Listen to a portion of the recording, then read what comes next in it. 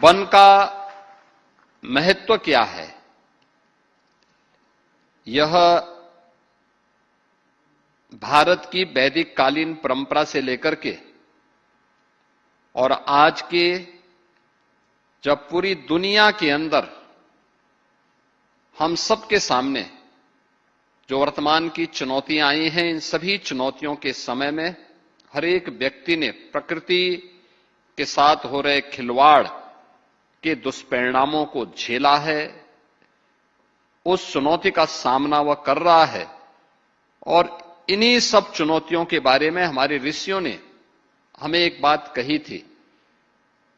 उनका उद्घोष था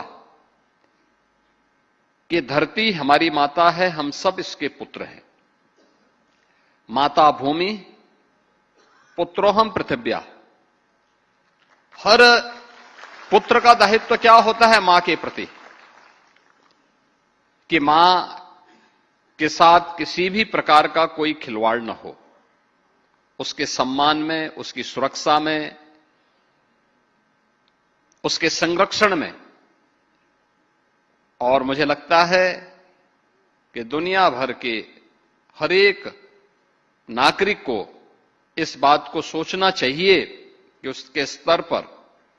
किए जाने वाले प्रयास में कहां चूक हुई है कि आज जो वैदिक कालीन सभ्यता इस बात का उद्घोष करती थी, आज वहां पर आप देख रहे होंगे पूरा एक जो मौसम चक्र है इसमें व्यापक बदलाव, ग्लोबल वार्मिंग और ग्लोबल कूलिंग की जो समस्याएं हमारे सामने पैदा हुई हैं, यह एक नई चेतावनी हम सबको दे रही है। और उन स्थितियों में जो भारत की ऋषि परंपरा ने सदैव हमें इस बारे में कहा है, जिसके बारे में हमारे राज्य मंत्री ने भी इस बारे में चर्चा की थी कि 10 कूप समावापी 10 वापि समो हृदय, 10 हृदय समम पुत्रो 10 पुत्र समो द्रुम। यानी 10 कुओं के समान एक बावड़ी है और 10 बावड़ियों के समान एक तालाब, 10 तालाबों के समान एक पुत्र है और 10 पुत्रों के समान एक वृक्ष है। यानी प्रकृति में एक वृक्ष की महत्ता क्या है, इसको सर्वोपरि माना गया है,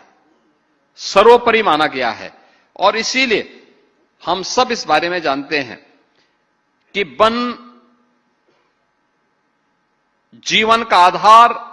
और प्रकृति के संतुलन का भी एक महत्वपूर्ण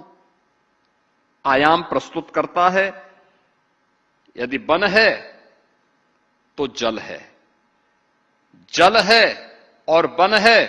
तो वायु है, और अगर वायु है तो